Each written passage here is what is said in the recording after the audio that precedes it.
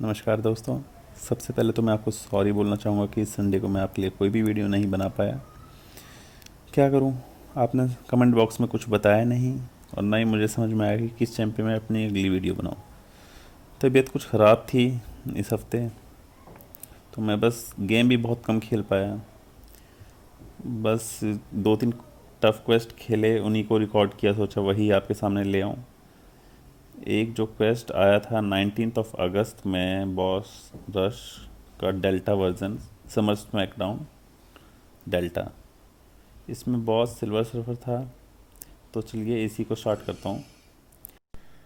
तो इस क्वेस्ट का जो सबसे पहला बॉस है वो है एल्सा। तो चलिए स्टार्ट करते हैं गेम को।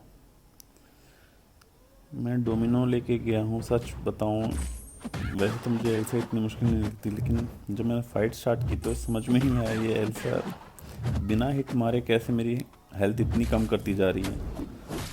एक तो तबीयत ख़राब होने की वजह से मैं बहुत कैजुअली खेल रहा हूँ, लेज़ी हो गया हूँ। मैं नोड नहीं पढ़ा, सीधा घुस गया और मैं कहा चलो खेल के देखते, क्योंकि ऐसे तो है नहीं कि इसमें एक बार एंटर कर लिया तो दोबारा क्विट करके दोबारा स्टार्ट नहीं कर सकते हूँ।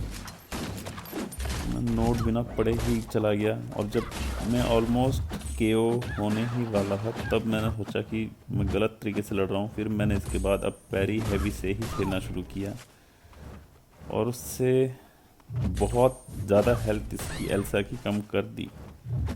लेकिन वही बात है ना, नोट पढ़ना बहुत ज़रूरी होता है। मुझे नहीं पता था इसका SP2 अनब्लॉकेबल है और इसने जैसे ही SP2 मारा मुझे, चलिए अब घुस गए तो खेल ही लेते हैं। तो चलिए थोड़ी सी बची है, लेकिन वही कहते हैं कि दिमाग काम नहीं कर रहा तो नोट मैंने फिर से नहीं पढ़ा, भूल गया और फिर से वही कहानी, बिना हिट खाए मेरी हेल्थ कम होती रही और उस थोड़ी सी एल्सा को मारने के चक्कर में भी मेरा ऑलमोस्ट डूम KO हो जाता है। मुझे समझ में नहीं आया कि क्या नोड था। मैंने कभी, यहाँ तक कि मैंने गेम क्विट करने के बाद भी एल्सा का नोड आज तक नहीं पढ़ा है। सिर्फ ये एल्सा ही मैं ही ऐसा था जो मुझे प्रॉब्लम हुई। उसके बाद तो द सेवियर मेरी क्वैक बड़े बड़े ओपोनेंट को बिना टच किए मारती है। वही लड़की है ना, लड़कियां तो ऐसी ही होती है, उनको मारने के लिए हाथ लगाने की ज़रूरत थोड़ी ना है, नज़रें ही काफ़ी होती हैं। तो क्वैक से खेलना तो मैंने आपको लास्ट वीडियो में बताया था किस तरह खेलते हैं।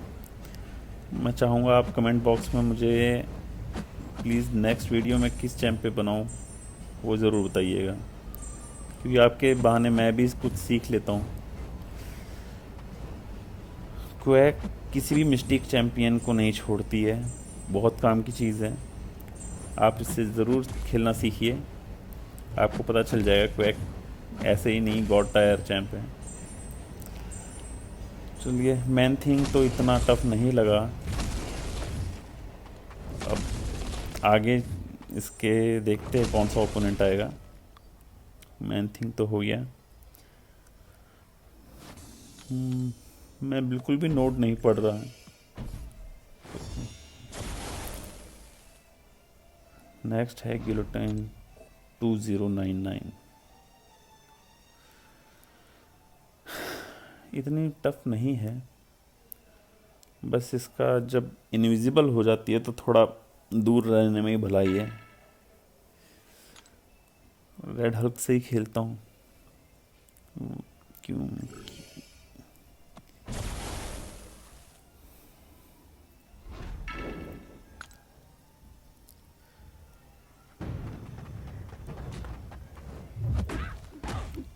ये देखिए इनविजिबल मोड में चली गई है ये।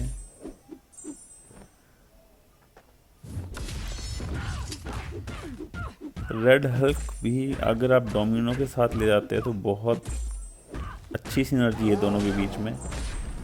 खासकर डोमिनो तो बहुत स्ट्रांग हो जाती है रेड हल्क के साथ।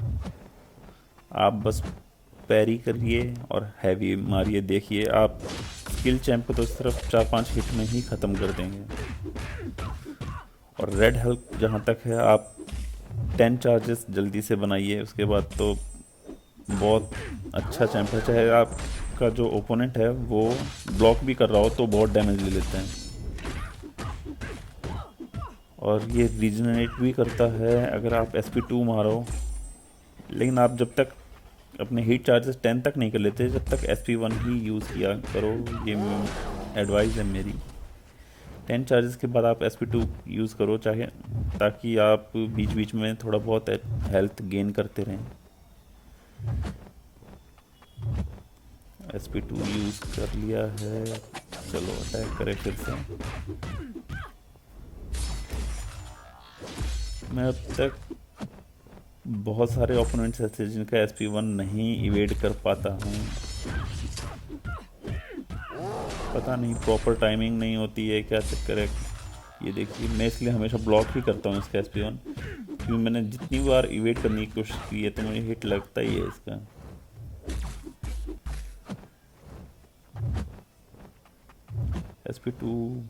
SP2 करो यार।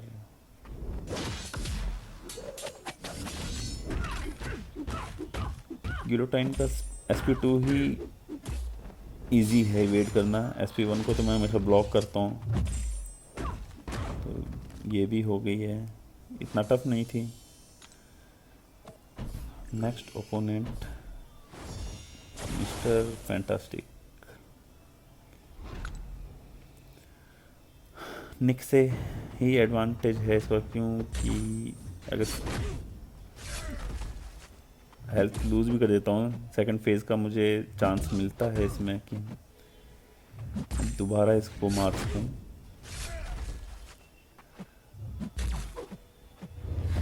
मुझे आज तक नहीं पता चला मिस्टर फैंटास्टिक की क्या एबिलिटीज़ हैं।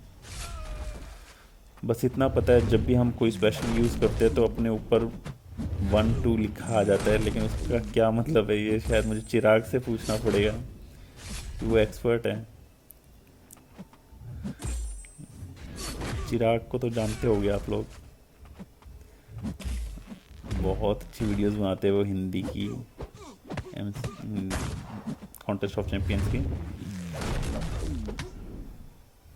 जब भी मुझे कुछ सीखना होता है तो मैं उन्हीं की वीडियोस देखता हूँ।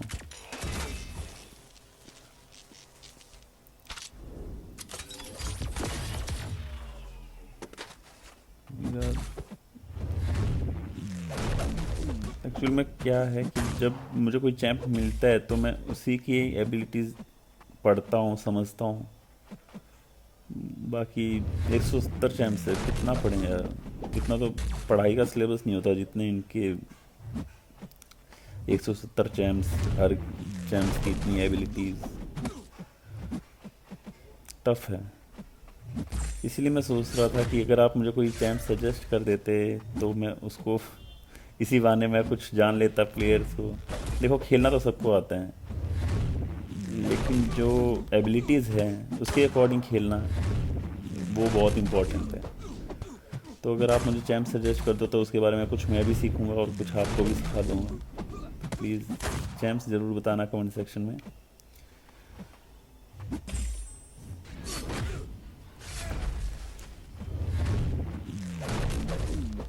इसके स्पेशल अटैक तो इतना टफ नहीं है वेट करना।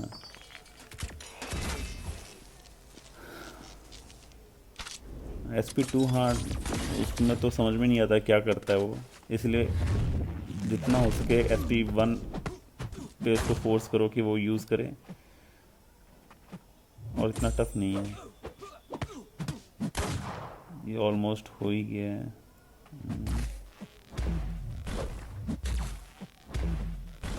एक तो इवेड भी इतना करता है।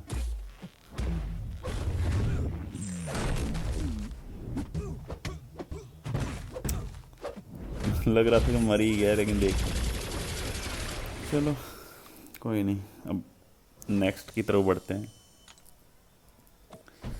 डूम को तो मैं क्वैक से ही खेलूँगा, और कोई मुझे तरीका आता नहीं है डूम को खेलने का, दिमाग ख़राब कर देता है।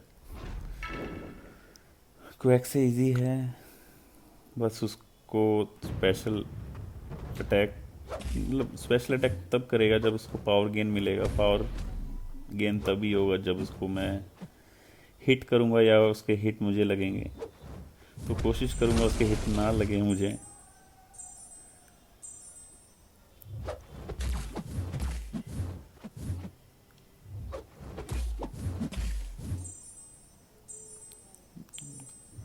डूम तो इतना टफ नहीं लगता, लेकिन कुछ चैम्प्स है जो क्वैक से आप नहीं खेल पाएंगे, मैंने आपको लास्ट वीडियो में बताया था। और कुछ पावर गेन चैम्प्स है, उनके अगेंस्ट भी आप क्वैक को ले जाते हैं तो हिट लग जाते हैं, क्यों स्पेशल अटैक तो उसके अगेंस्ट यूज़ करते ही हैं क्वैक के अगेंस्ट। डूम इजीली हो गया। अब फाइनल बॉस सिल्वर सर्फर। चलिए, मैं सबसे पहले इसमें निक को यूज़ करूँगा। रीज़न थोड़ा बहुत डैमेज निक से करने के बाद अगर मैं कोई दूसरा चैम्प यूज़ करता हूँ, निक डेड हो जाता है तो दूसरे चैम्प्स का अटैक 20% बढ़ जाता है। ये निक की एबिलिटी है, जब तक वो जिंदा है तब तक दूसरे चैम्प्स का 10% अटैक बढ़ेगा, और जब वो निक फ्यूरी मर जाएगा तो आपके दूसरे चैम्प्स का अटैक 20% हो जाएगा, मतलब 20% बढ़ जाएगा। तो इसलिए मैंने निक को यूज़ किया। मैं जितना डैमेज हो सकता है उतना करके, और दूसरे चैम्प्स को बेनिफिट मिलेगा उससे। तो चलिए, निक तो मरी है। बॉस नोड है तो मैं हर नोड को पढ़ ही लूँ, क्यों इग्नोर किया, कहीं ऐसा ना हो कि प्रॉब्लम हो बाद में। लाइफ साइकिल था इसमें नोड, जिसमें क्या होता है कि आप जब भी ओपोनेंट को नॉकडाउन करते हैं, मतलब ज़मीन पे गिरा देते हैं, तो उस पे एक ब्लू कलर की शील्ड है, वो हाफ सेकंड के लिए बंद हो जाएगी। और जितनी बार आप गिराएंगे, पहली बार में हाफ सेकंड, दूसरी बार में 1 सेकंड, तीसरी बार में 1.5 सेकंड, इस तरह बढ़ता जाएगा और मैक्सिमम 3.5 सेकंड तक वो बढ़ेगा। यानी 7 के बाद आप हर जब भी उसके नीचे गिराएंगे तो 3.5 सेकंड के लिए वो उसका शील्ड ऑफ होगा। अगर उसका शील्ड ऑफ नहीं है तो वो नहीं मरेगा। हर बार जब भी आप उसको नॉक डाउन करेंगे तो वो 10% फिर से एचपी गेन कर लेगा। तो बेसिकली आपको करना क्या है, उसकी शील्ड को, ब्लू शील्ड को शट डाउन करना है। वो ग्रे कलर की हो जाएगी, देखिए आप, ब्लू कलर की शो हो रही है आपको, और जब भी आपको ज़मीन पे गिराते हो तो वो ग्रे हो जाती है। जब वो ग्रे होती है तभी आप उसको मार पाएंगे, यानी आपको तभी उसको 0% करना है, वरना फिर से वो 10% पे आ जाएगा। ये देखिए, इतना मुश्किल नोड नहीं है, आपको बस ये है ज़िंदा रहना है। जब तक आप 7 बार उसको गिरा दीजिए हैवी मार मार के, तो आपको जब भी आप उसको ज़मीन पे गिराएंगे 7 बार गिराने के बाद आपको हर बार 3.5 सेकंड मिलेंगे। बहुत होता है टाइम 3.5 सेकंड। इजी नोट था, क्वेस्ट ख़त्म हो गया है। आई होप आपको अच्छा लगा होगा। तो दोस्तों, कमेंट सेक्शन में प्लीज़ ज़रूर बताइएगा कि मैं अपनी नेक्स्ट वीडियो किस चैनल पे बनाऊँ। जल्दी मिलूँगा, होप संडे से पहले। खेलते रहिए, खुश रहिए। जय श्री राम।